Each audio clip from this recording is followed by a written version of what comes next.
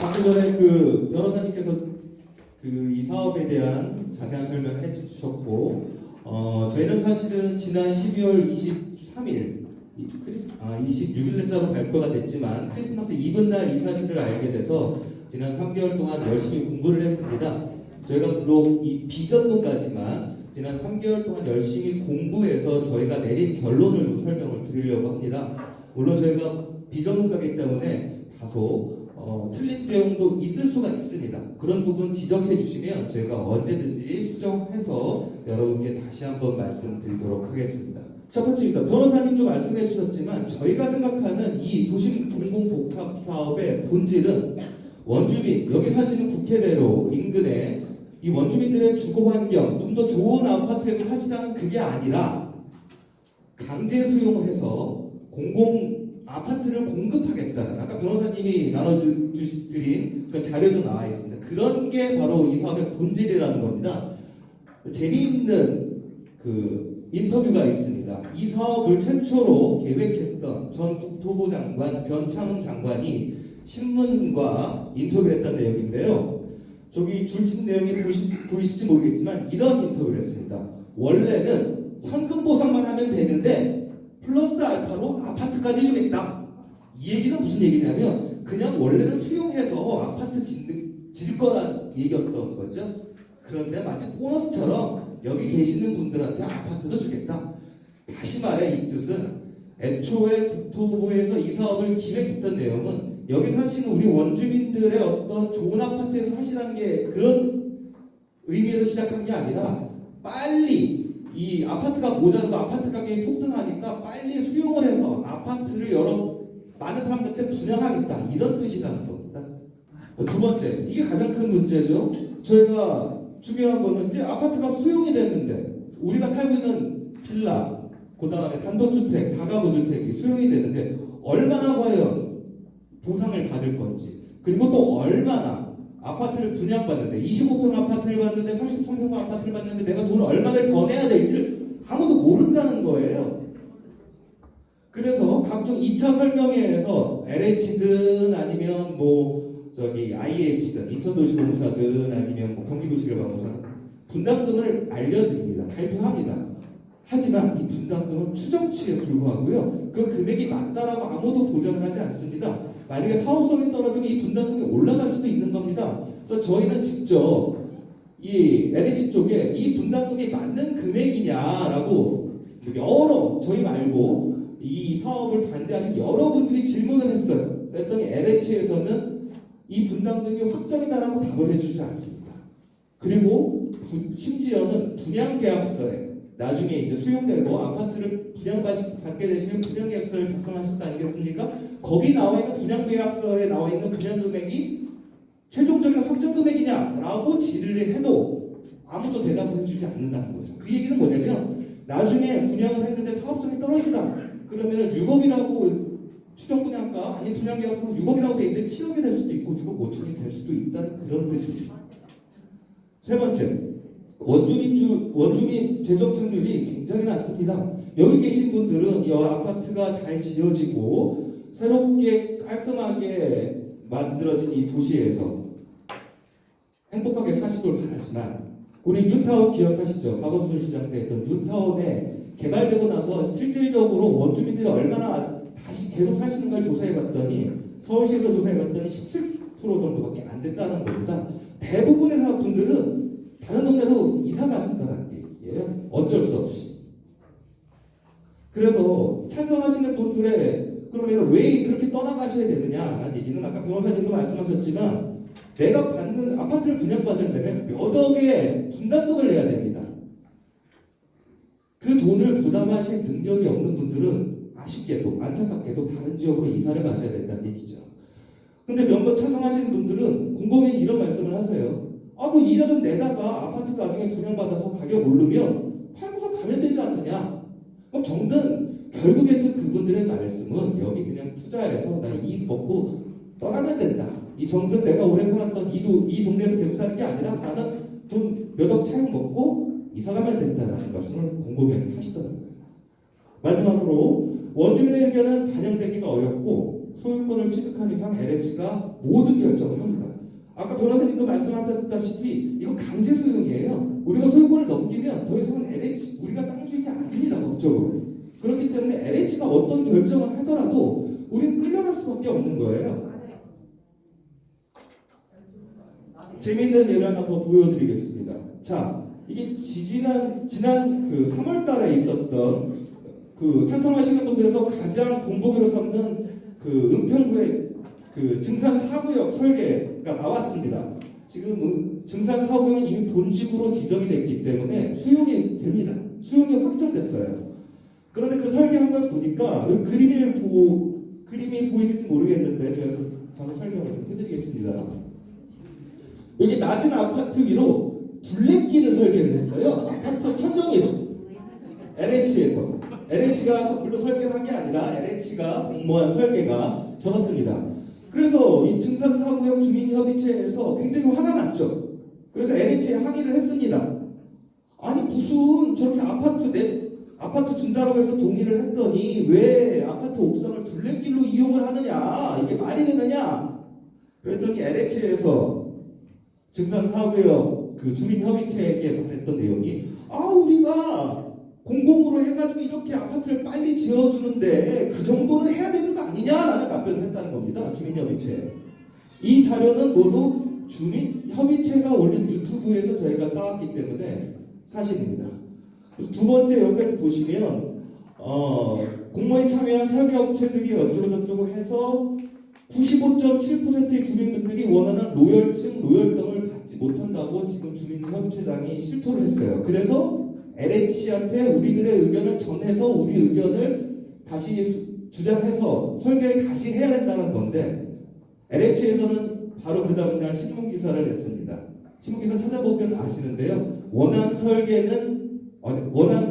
전면 재설계는 어렵다. 이렇게 신문에 발표를 했습니다. 그 얘기는 뭐냐면 LH에 일단 수용이 되고 나면 주민협의체가 실질적으로 할 수 있는 게 거의 없다라고 이해하시면 되겠습니다. 제가 네 가지 측면으로 무슨 문제가 있는지를 간단하게 설명드리겠습니다. 첫 번째, 일단 재산권 행사가 제한된다. 그리고 개발이익이 배제된다. 제목은 좀 어렵습니다. 자, 우리가 12월 26일 후보지가 결정됐어요. 지금 다른 동네로 이사를 가시고 싶어서도 우리가 살고 있는 빌라, 상가를 팔 수가 없어요. 왜냐하면 이제는 이걸 사는 순간 아파트를 받을 수가 없어요. 그냥 현금으로만 보상받아야 돼요. 그러니까 아무도 살 사람이 없는 겁니다. 그래서 지금 재산권 행사가 제한되고 있죠. 그 다음에 이게 철거로부터 한 6, 7년 정도 걸릴 텐데 그동안에 다가구에 사시는 분들, 월세를 받아서 사시는 분들은 수익이 끊깁니다. 왜? 그 다음에 상가를 갖고 계신 분들은 임차인이 나가도 임차인이 들어오지가 않아요. 왜? 여기 철거된 건물에 누가 인테리어하고 들어오겠습니까? 지난 며칠 전에 있었던 정책 설명회에서 LH 담당자는 분명히 이렇게 얘기했습니다. 누가 여기 질문을 했죠? 자, 이런 분들한테 보상이 있느냐라고 했더니 보상 계획이 없다라고 분명히 LH에서 정책 설명회에서 발표를 했습니다. 자, 요 내용도 좀 길어서 나중에 저희가 카페에 올리도록 하겠습니다. 거기서 좀 자세히 보시면 될 것 같고요. 마지막 네 번째 항목을 좀 설명을 드리면 이게 아까 우리 변호사님도 민간 재개발 설명해 주셨지만 민간 재개발은 돈이 남으면 그 조합원들한테 나중에 깎아줍니다. 쉽게 정산을 해서 분담금을 깎아주는 데가 있는데요. 이 사업은 그런 개념이 없습니다. 지금 현재 LH에서는 어떻게 발표하고 있냐? 생활 SOC에 투자하겠다는 겁니다. 물론 LH가 공식적으로 이 사업을 통해서 돈을 벌겠다는 것은 아닙니다. 하지만 돈이 남으면 어떻게 하느냐? SOC를 짓겠다는 거예요. SOC가 뭐냐면 문화센터, 도서관, 어린이집. 이거 원래 서울시나 국가나 아니면 강서구청에서 줘야 되는 겁니다. 왜 우리가 낸 돈으로 벌은 이익으로 왜 그런 걸 줘야 되지? 저는 도대체 이해를 못하겠어요. 두 번째, 이거는 이제 돈이 남을 때 돈이 모자랄 때는 어떻게 하느냐? 걷겠다는 얘기죠. 아까 방금 전에 말씀드렸지만 제가 아니라 여러 반대하시는 다른 여러분들이 이미 LH에 질의한 것으로 알고 있습니다만 LH에서는 거기에 대해서 만약에 돈이 모자라면 나중에 또 거둘 거냐에 대한 답변을 아직 하고 있지 않습니다. 자, 두 번째. 자, 공시지가 포상 문제입니다. 공시지가 보통 뭐 1.5배에서 1.7배 정도로 된다는 건 기본적인 상식입니다. 제가 여기에 대해서 추가로 말씀드리지는 않을게요. 근데 이 사업성에 대해서 좀 말씀을 드려야 되는데, 이 사업성이 좋으려면 기본적으로 토지 지분이 많고 보상가가 적은 단독주택이나 다가구주택이나 아니면 상가들이 이 후보진에 많아야 보상이 그 사업성이 좋아집니다. 근데 우리 지구는 제가 정확히 세보지는 못했습니다만 공동주택에 사시는 분들이 많아요.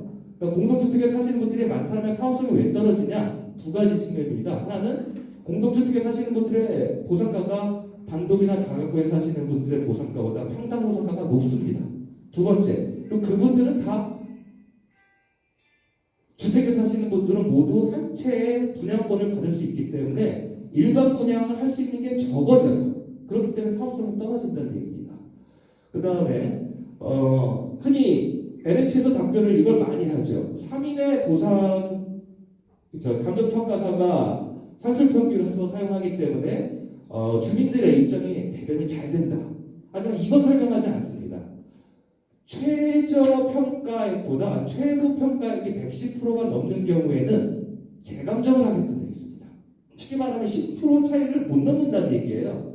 재감정을 하게 되는 감정평가액은 공식적인 건 아니지만 제 개인적으로 볼 때 분명히 다음 평가 법인 선정 시에 불이익을 받을 겁니다. 누가? 그래서 주민들을 위해서 가령 무슨 강서구청이 선정한 평가사가 여기를 토지 한 평당 100원이라고 평가했다. 근데 주민들이 선정한 감정평가 법인이 150원을 하겠다? 이건 말이 안 된다는 얘기입니다. 110% 이상이 되면 재감정을 해야 되기 때문에.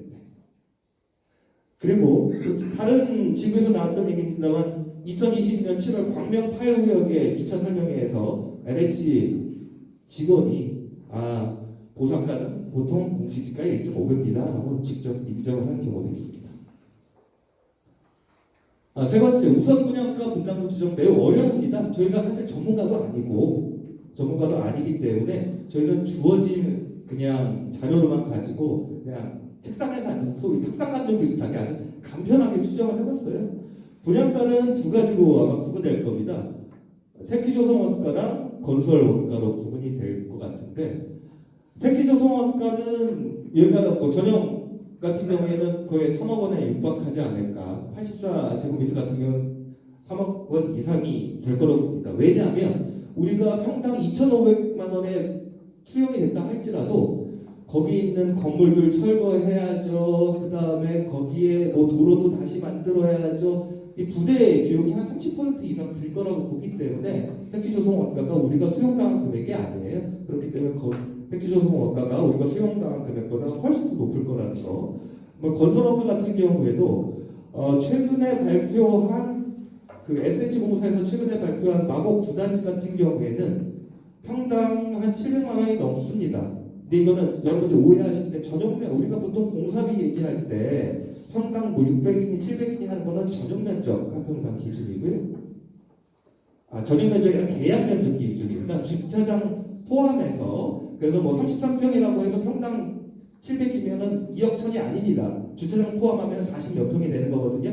거기에 700만 원을 목표해야 되는 건데 SH공사에서는 최근에 주차장을 제한 공급면적 기준으로 2017년에 공사를 개시한 마곡 9단지의 경우에 평당 750 정도, 평방미터당 240만 정도를 얘기를 했었습니다. 그렇기 때문에 제가 볼 때는 2028년도 이후에 실제 착공이 이루어질 거라고 생각하는데, 요새 공사비 많이 탑승했잖아요. 2017년에 착공한 마곡 9단지보다 무려 10년 이후에 착공을 합니다. 30% 이상은 충분히 더 공사비가 올라올 거라고 봅니다. 게다가 여러분들 프리미엄 아파트 원하시잖아요. 마곡에서 발표했던 거는 우리 소위 주공 아파트, 시형 아파트 수준의 마감재, 커뮤니티 시설 이런 거 없습니다. 주차 대수 되게 모자라요. 그런 거 원하시는 게 아니잖아요. 아까 앞서 말씀드린 증산 4구역에서도 그런 수준의 설계를 했기 때문에 지금 반발하고 있는 겁니다. 하지만 프리미엄 아파트를 받으시려면 그만큼 돈이 많이 듭니다. 그건 꼭 기억하셔야 되는 상황입니다. 자, 두 번째, 일반 분양 비율을 한번 보겠습니다. 자, 국토부가 여기 5,580세대를 건설할 예정이라고 발표를 했는데 저희가 볼 때는 대충 5,500세대로 계산을 했습니다. 변호사님께서 설명하신 것처럼 법령상에 10%는 무조건 공공임대를 가져가야 됩니다. 그 다음에 또 10%는 공공자가, 뭐 이익공영 아파트죠? 10%를 가져가야 됩니다. 그런데 제가 사실 여기에 계신 우리 후보진에 있는 모든 세대수가 얼마인지는 현황 조사를 할 수도 없는 상황이기 때문에 몰라서 인터넷에서 검색을 해봤더니 최초 4,400호 기준으로 했을 때는 약 2,700세대가 있다라는 걸 제가 인터넷에서 찾았고요.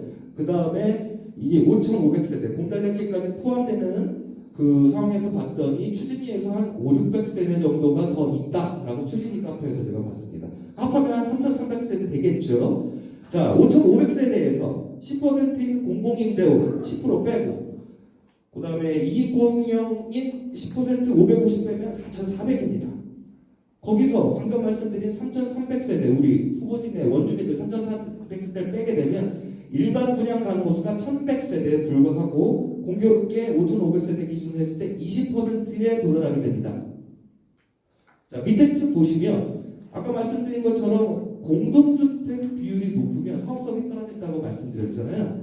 자, LH가 발표한 2차 설명의 기준으로 말씀드립니다. 자, 수요 12구역은 일반 분양이 28.4%밖에 안 됩니다. 이게 얘기는 후보진에 빌라가 많다는 얘기죠.